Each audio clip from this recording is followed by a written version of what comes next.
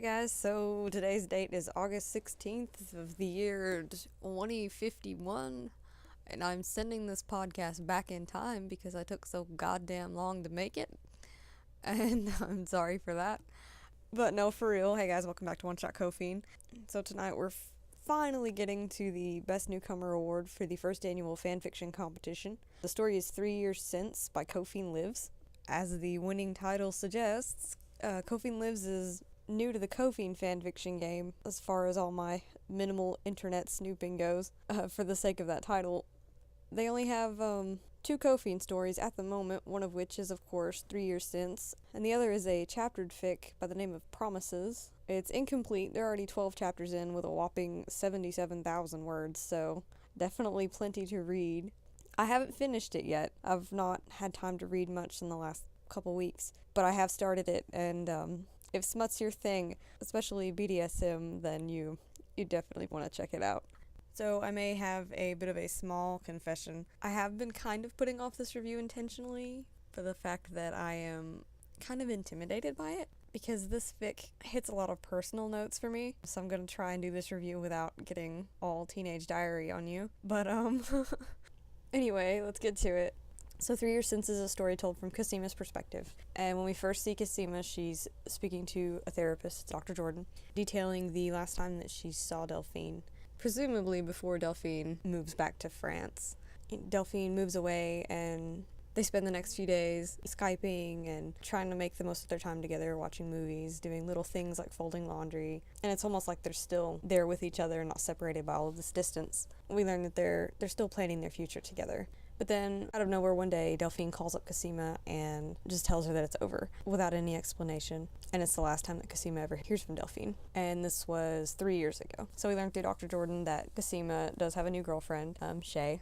But despite having a good time with Shay and having a decent relationship, Casima's still hurting over Delphine and over not really understanding what went wrong. She never got any closure, she never got any answers. So she's really not moved on from Delphine, essentially, and she doesn't want to hurt anymore. And thus, that is what brought her to the therapist in the first place.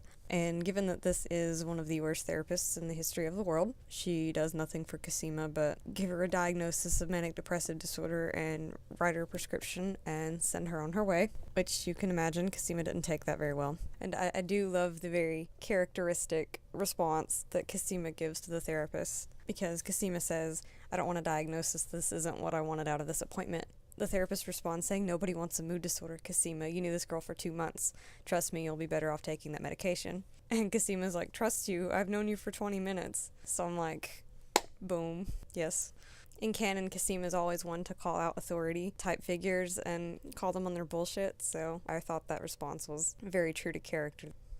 But anyway, so after Casima leaves the therapist, she goes straight to the liquor store, which is an interesting break from her usual Mary Jane. And we get a really nice flashback here. She's looking at a wall of champagne, thinking about the time she once bought champagne with Delphine. After that, she grabs a bottle of tequila and heads home to drink herself to death.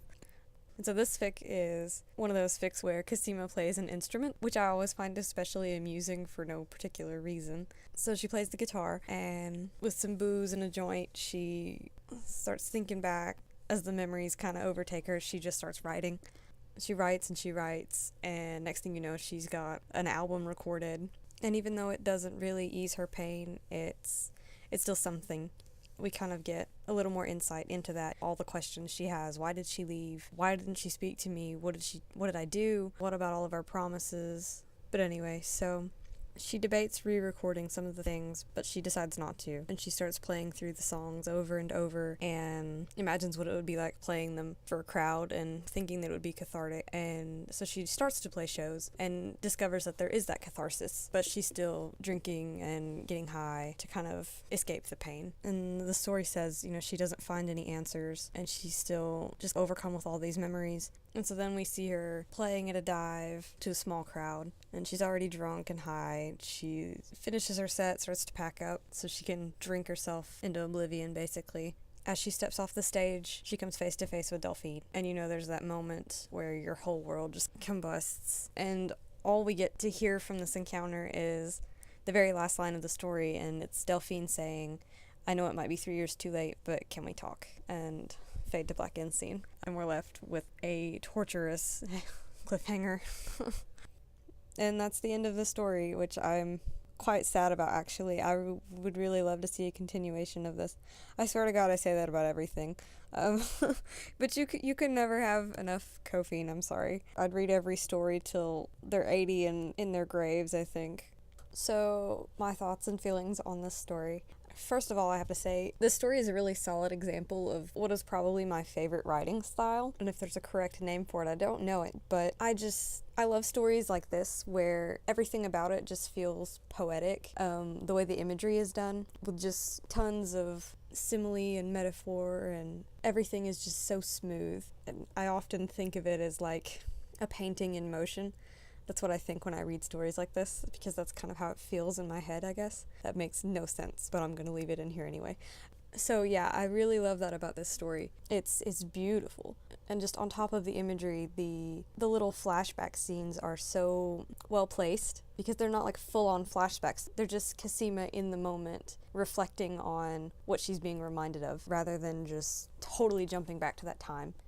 You still feel like you're very in the present. It contributes to that smoothness. I think probably, besides that, my favorite thing about this story, and again, I'm gonna try not to get all teenage diary, as I said, but it's the way that it's so true to life. I love fics that come across as real. Well, real in the sense that this could literally be like an interpretation of something that happened in the author's life, or someone they know. There's no clones and crazy science, or even just far-fetched circumstances, I guess. It's just something simple. It's love and it's complicated, fucked up glory. And I love that, especially because you can really connect with a story. Another thing that really sells it for me is the ending is so ambiguous. It's not really a happy ending. Like, yes, Delphine came back, but we don't know anything. We don't know how the conversation went. We don't know if they get back together. We don't know if they even talk at all, really. And I don't personally believe in happy endings, so to not see them reconcile, I feel adds to the realness of this story, which makes me personally love it even more. As much as I would like to see a happy ending, it just kind of hits me in a different way, I guess, because it allows me to connect with it on a more personal level, which is the beauty of fiction in general. So, also on the note of connecting and personal feelings, I want to talk about the emotional element of this story. For me, it read as the most angsty of all of the contest entries, and really that's just kind of the overall tone of this is just so... It's just so painful, really, but it's carried so well. We see all of Cosima's internal dialogue with this, all of her questions and her pain, but what is really important to me, and the author has all my praise for this, because it's so easy to take a story like this where it's like, why this and why that, and make it sound like a boo-hoo, poor pitiful me type deal. But this story does not come across as whiny in the least, and I really, really respect that, because I feel like there's a very fine line there, and it's really easy to slip into that. They didn't do that, obviously. And then, despite the angst, they still managed to slip in those moments of hope and trying to get better. Like when Cosima talks about how she's drowning her pain but no longer burying it. So the angst is still there, but you get that sense of trying to rise up. And it was wonderfully written. And last but not least, of course I have to make mention of how the story fulfilled the prompt of lost time.